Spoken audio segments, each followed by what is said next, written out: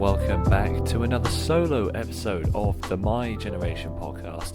Thank you very much again for joining me this evening to talk about, today we're going to be talking about seaside towns, and the reason I specifically wanted to talk about this subject is I mentioned back in the 35th episode of the podcast, I talked about doing some film work, and a couple of those short little films that I did were in little seaside towns along the Kent coast, which I hadn't been to before. And so I wanted to explore a sort of newfound joy and respect for them, because I really enjoyed being there. If you are a diehard fan of the podcast, then you can remember back to episode 1 where I talked about social media detoxing and the fact that I went on a social media detox in Brighton. I've always sort of had a longing for being near water, being by the sea. My dad's from Clacton, which is a seaside town, and we live near water now. It's not by the sea, but we live near a river, and that really helps me. It's quite calming, it's nice to be by the water, we're near enough to it. And being able to explore new places really sort of made me actually think about this subject in a bit more detail compared to how I'd actually thought about it before. I hadn't put much thought to it, but looking at the places I went, I just wanted to talk about it. So, obviously, the first place I really went to was Brighton, besides obviously where I live at the minute, and Clacton, where my dad grew up. Brighton was the next big thing for me, and it's an absolutely astounding place. I love Brighton seafront. The Northern Lane has so many beautiful shops, and the people there are great, and it's just so calming and relaxing. I definitely want to go back there again. It's a very fast place, but yet not too overwhelming. Being along that seafront is just great. There's something about having the pier there as well, being able to go along that, because it's just free to access. You can walk all along the pier and look out when you get right to the end of it, across Brighton. You can see towards Eastbourne as well, which is somewhere I want to visit. It's just so wide open and expansive, Brighton. You can see for quite a long way in both directions if you're at the pier, and they've got a cycle lane that runs right parallel with it as well. Would love, because I'm a massive fan of cycling, I'd love to go cycling along the seaside in Brighton. And yeah, the other two places I recently went to was, firstly it was Folkestone, which was, Folkestone is a very creative and up-and-coming, growing place at the moment. It's really a good place to be at the minute. Its seafront is quite nice. I'd been to Folkestone, but not along the seafront so much. It's quite large. It's expansive, and the part we went to along the sort of the harbour arm area, it was really classy. Like it was a converted train line, which is now just a walkway, but it's still got some of the remnants of the rail line. That's really stunning, really nice. You can tell it used to be a train station, and so as a guy who's a massive fan of trains, again, sort of harkens to all my joys. And walking right along to the end of that, you can actually see France from Folkestone. It's crazy. And I don't know, the time I went there, the weather was just so peaceful and calm. Just walking around there with close friends, talking. And obviously we were on a job there filming, and I've made the challenge to myself to ensure that I go to Folkestone and indeed Margate, the other place, more frequently, and back to Brighton with a less work-focused objective, where I'm going there just for me, maybe go with a small group of friends. That would be lovely. I really enjoyed Folkestone because of the quirkiness of it. It was very different around every street corner. A lot of the buildings had art on the side of it. It's very similar to Brighton, actually, in that respect. It sort of made me question a lot. Being on that seafront, the waves were quite calm, but you could still hear them. I think once you're actually sort of walking along that harbour arm, the way it hooks and curves around, and you you start to get towards the lighthouse at the end, and you can hear music from it. It's just so soft because you can hear just the faintness of people talking around you, and you've got the little bit of music playing, and the calm sea, and just quite an expansive view in all directions. Because I mean, I love the city. Being in Canterbury most of the time, it's very fast moving, and I feel alive there. And so this isn't me not loving city life, but when you actually get out into these places, you almost forget they're real, because if being in a city is quite compact, Canterbury is a very compact city as well. Space is of the essence, and then I go to somewhere like Folkestone where I can just stand and be and move around. There's also just tons of little nooks and crannies that you can go down, steps that take you to beautiful little views, or a statue or a monument or a sign or a bit of history. And I just hadn't been in a place like that before, and you're right on the seafront. Like, from the train station, you are a 3 or 4 minute walk from the sea, from what I know. I've only been to Folkestone once or twice now, so not 100% on that, but it's very close, especially to the bus station. It's probably about 5 or 10 minutes. And being in Kent, sometimes I forget just how close we are to the sea, and for parts of Kent, right on it. And it's just very nice to be back by the sea. There's a relaxation that it brings, a calmness, a nature, a natural angle, because you just hear the birds, and the whole ambience just feels quite quiet. And when, especially at that point in time where I had a lot going on, all the film shoots were happening at once, everything was coming to a head, and whilst it was all going amazing, there's a lot of pressure to perform when I'm still quite new to my industry. It's quite lovely to just be able to stand somewhere that's really, really calm, because it helps me with my process of getting things done. And then we were also filming in Margate, and the Margate film shoot was completely calm as well, because we were filming by the Turner Contemporary, and that whole sort of way, it's similar to Folkestone, with how there's like an arch and it arcs around, and you can walk sort of along it's a slightly smaller front, but it's more directly in Margate. That again is about probably a 5 minute walk from the station. It's right in the heart of Margate. That seafront is a little bit more attached directly to the high street, so when you walk out towards the beach, you actually get a little bit more like town ambience, which is nice in a different way, because you can hear the amusement parks, you can hear the music, and it feels like you can see life happening, you can see the busyness, and you're just slightly removed from it. It's not a full-on removal, because you're not completely detached from the environment, but you still feel a sense that you're a step removed from it, which can feel quite nice sometimes, to still see that it's there, that life and society and the world that you know is still there, but you're just stepping out of it for a moment. And again, we had amazing weather. It's a little bit more compact in Margate, just a bit smaller, but it's still absolutely lovely on that seafront, which I want to. Lots of ships in the background as well, just sort of, makes you think, like, what's everyone doing? Like, when it's just a sort of a pin in the distance that you can only just see, you sort of think about what they're doing over there, where they're going. We saw like jet skis come out.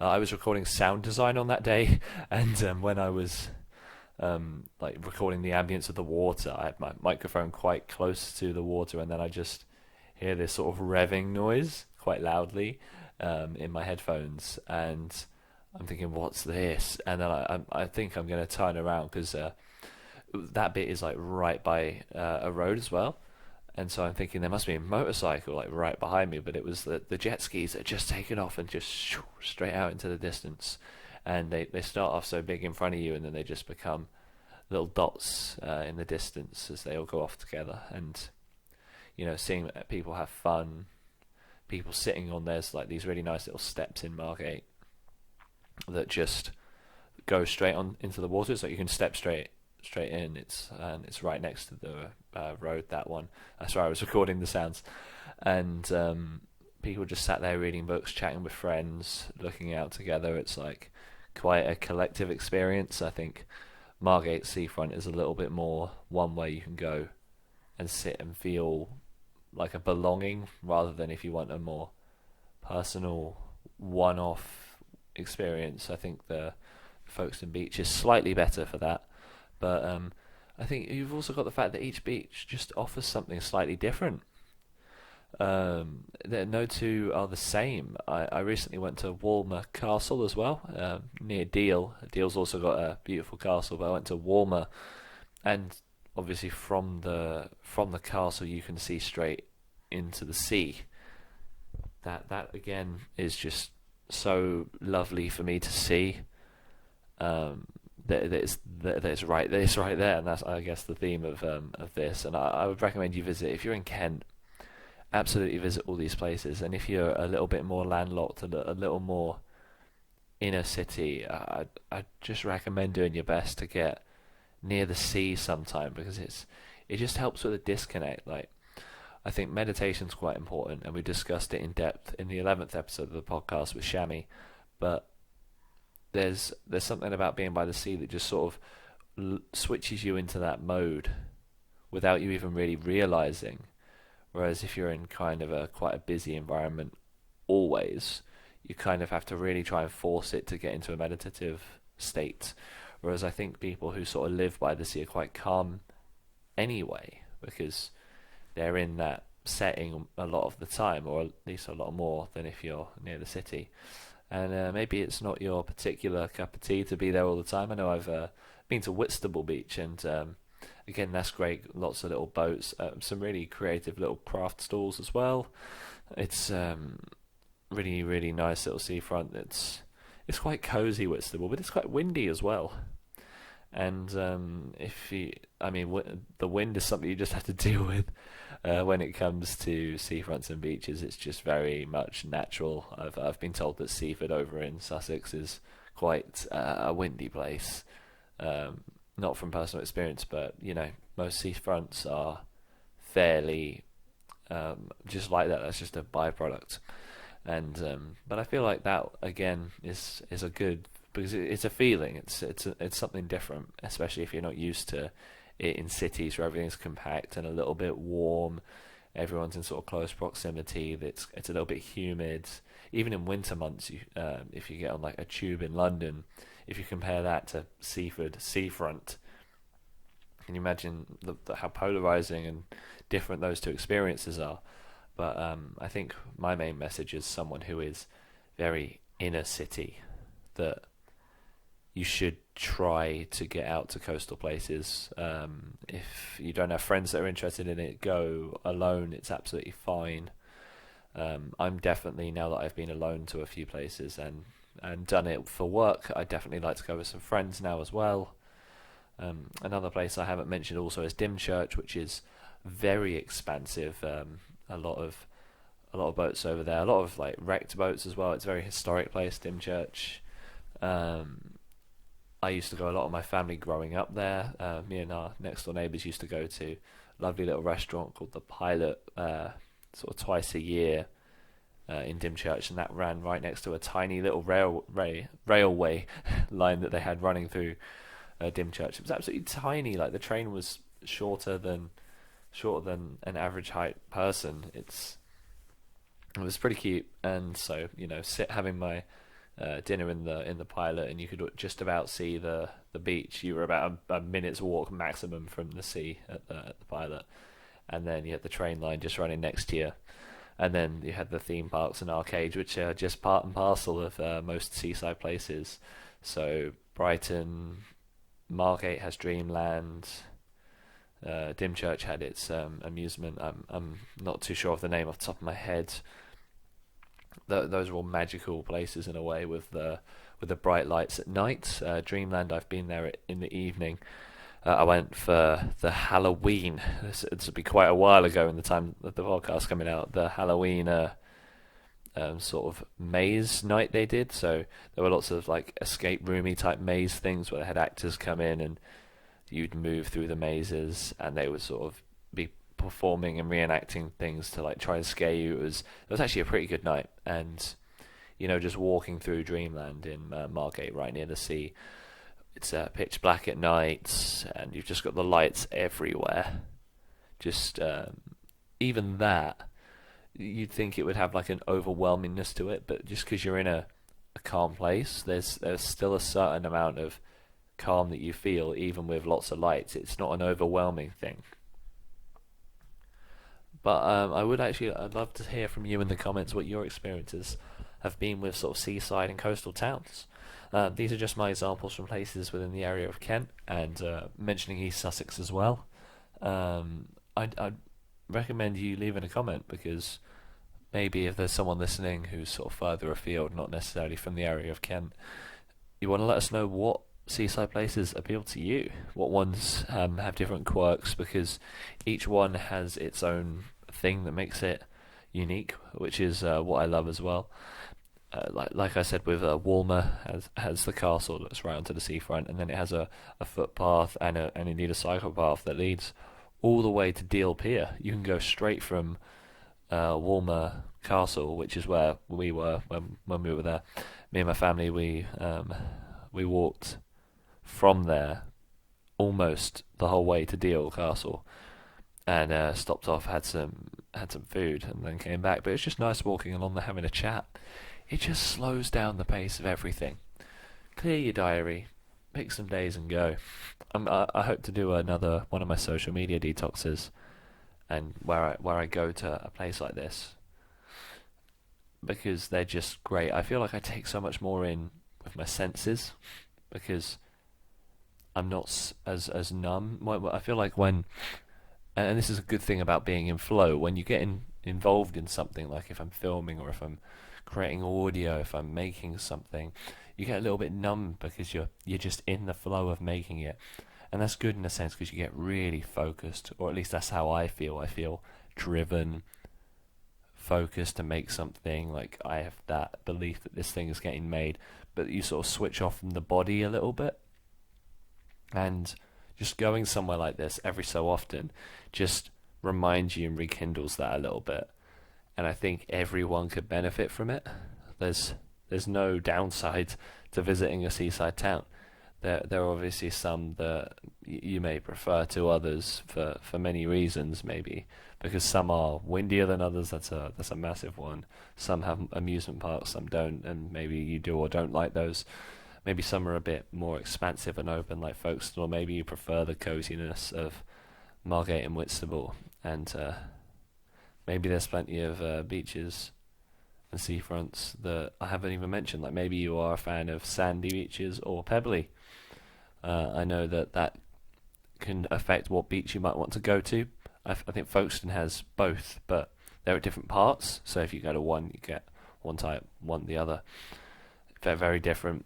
And because some people love that, the feeling of sand between your toes is quite a natural feeling. Because obviously, if you're in a city, things are quite clean. You've just got, unless you're in Canterbury where you've got cobblestones, but they're historic and beautiful. But you've got shoes on, you've got clean, flat floors. It's very easy to get from A to B.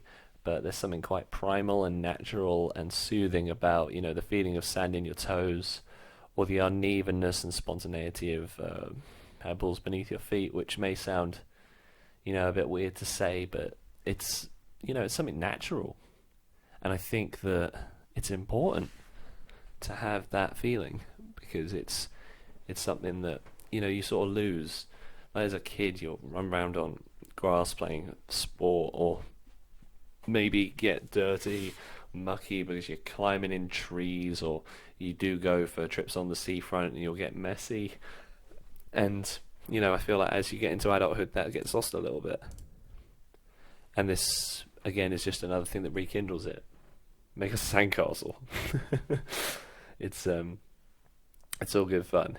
But I just also now want to quickly punt some more topics we've got coming up on the podcast, because coincidentally soon we are speaking to Harry Monday again. He's coming back on the show, and he's going to be talking about swimming. Finally getting him on. He was the second guest on the podcast. We punted it a little while back, and finally, at long last, we're getting around to recording that episode with Harry. Really looking forward to making that, because we're going to be discussing something that ties in quite nicely. So tune in a couple of weeks from now. Every Thursday at 6 we upload an episode of the podcast. And recently we also spoke to the president and social sec of the Drama Society at Canterbury Christ Church University, which I'm a part of, and so is Harry. But we wanted to speak to someone more specifically about the acting process. So we've got Enna, who's going to be joining us on the podcast very soon, and she's going to be talking through that. But yeah, if you've enjoyed this episode of the podcast, please do leave a comment. I really want to know what places you go. I like talking about travel, but I've never been sort of a massive travel person. I haven't travelled to the other side of the world and back. I'd love to try and maybe go abroad a bit more, but I think exploring seaside places is where I'm at the moment, and that may change. I'm still figuring out the places I like to be in.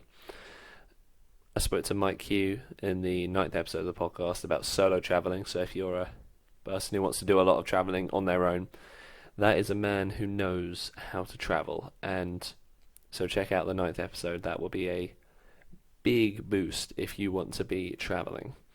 And you can check out episode 16 of the podcast, where I spoke about my adventures in Yorkshire with my family, because we went along the sea, a couple of seafronts as well.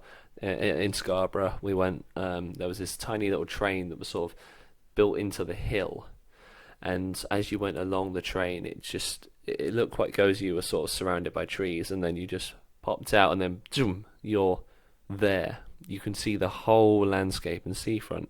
You got the beach, and it all sort of arcs around. The hills were really high as well, so you're quite low, and then everything just seems massive compared to you. And you can see the beach. You can see just off in the distance, you got Scarborough Castle, which is a ruined castle. It's not really fully formed, but it's still really worth a visit, because it's so high up, and you feel like you're on top of the world at Scarborough Castle. It was really, really lovely there. There's a different kind of feeling there, because you're up high, the wind's in your hair, you've got ruins all around you. It's a different feeling to being in Margate for sure, but both have their benefits. That's a bit of a distance though if you live in Kent, but if you can make it towards Scarborough, that's a lovely place to go again. And just thinking back to other episodes of the podcast where you can get more depth and detail. If there is a specific topic you'd like me to discuss on the podcast, you can let me know in the comments below, because I'm just trying to sort of adapt and mould the podcast to what content you want me to talk about. So if this is something you want me to expand on and maybe bring a guest in to talk about, let me know, because I know I want to talk about it, and I want to make sure you want to talk about this kind of stuff too. Hopefully we'll get Emma on, who we have for the 7th episode of the podcast, to talk about a trip she took to India. So that's exploring further into travel, but in a slightly different angle as well. I think that's where we will leave it for this week's episode of the My Generation podcast. Thank you all again very, very much for listening. It's been a pleasure talking to you tonight, just me and you, a solo episode again, but very much looking forward to bring guests back onto the show. Going to have my good friend from work, Annabelle Dry, on the show, hopefully very soon as well. It's a great lineup of shows coming up in the future. Really, really exciting stuff. Thank you all very much for listening. Every Thursday at 6 you can listen to the My Generation podcast by subscribing here on YouTube and turning on post notifications so you never miss an upload. And we also update you with more depth and detail about each new podcast episode over on Facebook at the My Generation podcast. Thank you very much for listening, and I will see you next week on the next episode of the My Generation podcast.